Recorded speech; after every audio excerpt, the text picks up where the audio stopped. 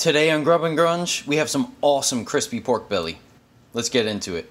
So here we have our porcelain style pork belly from Canada that is predominantly milk fed. It's beautiful meat, absolutely beautiful. Then we have our spice mixture: paprika, garlic powder, cumin. This is a soy salt, in which I took salt and soy sauce and dehydrated them together at a very low temperature. I think it's going to add a lot of depth because some of that soy actually got a little caramelized due to the heat rising in my toaster oven. So I think it's going to be great.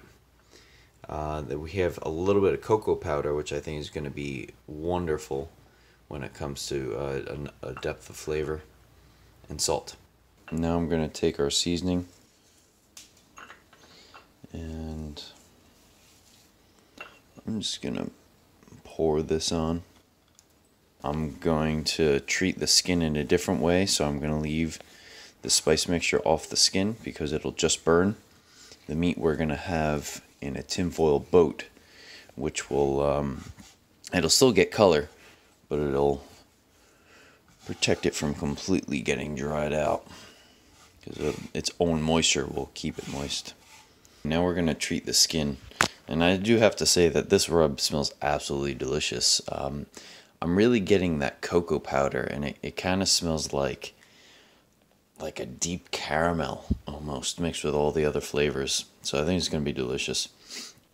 Okay, so what we're going to do is we're going to take two things: salt and vinegar.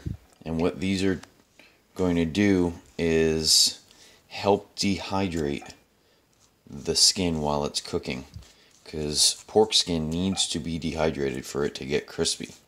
You need to get that moisture out. I'm not worried about the vinegar flavor. If anything, a little acid on fat is a very good thing because they complement each other well. So vinegar more for the dehydration than anything, and the salt not only going to pull out moisture, but it gonna have flavor. We want to put a good amount on. Okay, our belly is ready to go. It's in our aluminum foil boat, which is going to help keep the moisture surrounding the meat during the cook so that it doesn't dry out, and moisture helps break down collagen along with heat. So we're going to plop this in the oven at about 225. I'm going to put my convection on to help remove moisture from the skin, and we'll do that for about an hour, and then we'll go high heat to get everything crispy. We'll be out soon. She enters the belly of the beast. So this is after about 2 hours at 225 convection. It's hitting my mark of roughly mid 180s throughout the entire belly. The skin's pretty dry, so that's good, as you can hear. When we're ready to eat this, I'm gonna brush off this salt. I'll brush it with some oil, and I'll put it in a 400-degree oven. Now I'm gonna brush the pork belly with some oil and put it in a 425-degree oven for 35-45 minutes. And we're just waiting for this skin to get super crispy.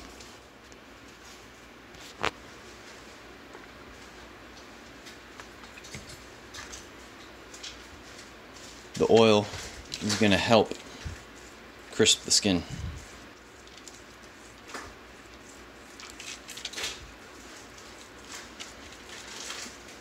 Give it like a fry in the oven.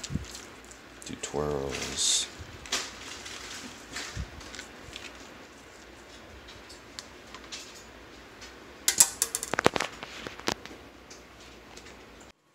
And she goes in, and yes, that is a chicken that I just started roasting. Alright, let's see. Yes! Ooh, it's foggy. Oh, yes. That's pretty. Let's check my chicken while I'm here. I think chicken needs another minute or so. Yeah, we need another few. Look at that, huh?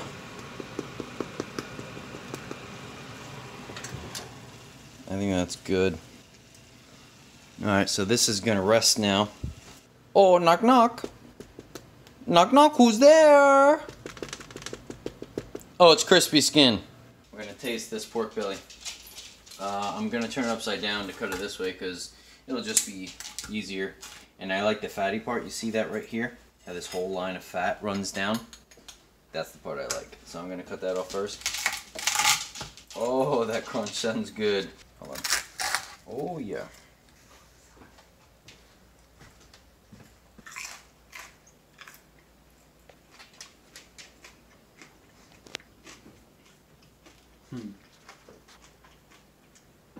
It's really good. It's just pure umami, you know? A beautifully raised pig. Not gamey at all. All the flavors of the spice not overpowering the pig, which is funny enough because I put the soy and the cocoa powder in there. When you get where the spices were, that's where the flavor's at. That's where the flavor's at.